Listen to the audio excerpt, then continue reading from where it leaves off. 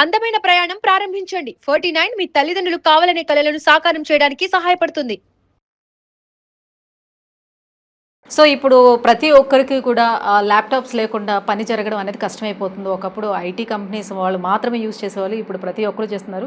Even though school days దగ్గర నుంచే వాళ్ళు యూజ్ చేయడం అనేది జరుగుతుంది. సో ఆ ల్యాప్టాప్స్ని దగ్గర పెట్టి ఎక్కువసేపు చూసి చేయడం కావచ్చు, లేకపోతే ఒళ్ళో పెట్టుకొని వర్క్ చేసుకోవడం కావచ్చు, ఇలాంటివి చేయటం వల్ల కూడా ఈ ఇబ్బందులు అనేవి వస్తాయా? దీనికి ఆ సంతానలేమి సమస్యకి అసలు సంబంధం ఉంటుందా లేదా? యా, సో చిన్న ఫోన్ తోటే మనకి ఇన్ని ప్రాబ్లమ్స్ వస్తుందంటే laptop has different equipment. So it's a bigger machine compared to the phone. So it's a bigger gadget. So దాంట్లో నుంచి వచ్చే రేడియేషన్ ఇంకా ఎక్కువ ఫోన్ కంటే. So radiation is again heat. Again men lap మీద పెట్టుకొని ల్యాప్టాప్తో వర్క్ చేస్తే definitely that radiations will pass to your testis. So మళ్ళీ టెస్టిస్లోంచి ప్రొడ్యూస్ అయ్యే స్పర్మ్స్కి ఎఫెక్ట్ అయ్యే ఛాన్స్ ఉంటుంది. సో ఫీమేల్స్లో మేల్స్లో ఏంటంటే టూ మచ్ ఆఫ్ రేడియేషన్. అన్నిటికంటే sensitive and delicate cells in the human bodies are eggs in the females and sperms in the males.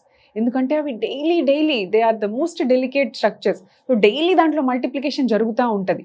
మన skin it is very strong cells స్కిన్లో. So వేరే organs అన్నీ కూడా strong ఉంటాయి, but these are the very delicate ones. So girls menarche time age ఇంతకు ముందు మనకి 14-15 ఇయర్స్కి చూసేవాళ్ళం, అది కాస్త 11-12 ఇయర్స్కి పడింది. ఇప్పుడు రీసెంట్ డేస్లో మనం చూసుకున్నట్లయితే 7 ఇయర్స్ ఓల్డ్ అమ్మాయిలు కూడా అయిపోతున్నారు. సో అసలు ఏం తెలియని వయసులో కూడా అయిపోతున్నారు కదా. ఇంత ఎర్లీ ప్యూబర్టీ వల్ల కూడా వాళ్ళకి సంతానలేమి సమస్య వచ్చే అవకాశం ఉంటుందా? So the fact that early puberty వచ్చిందంటేనే they have some problem.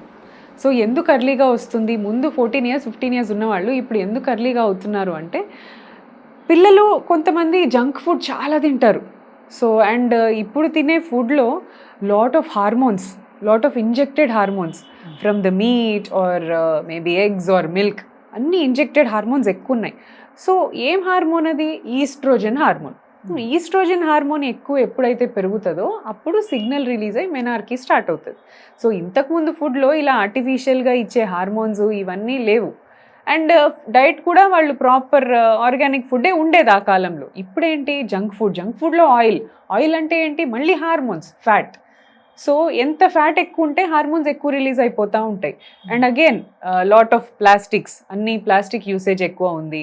So pollution ఎక్కువ ఉంది. These all will disrupt your endocrine system. Endocrine system అంటే మన బాడీలో ఏ టైంకి ఏది జరగాలి అని సిగ్నల్ ఇచ్చే ఒక ఎండోక్రైన్ సిస్టమ్ అంటారనమాట.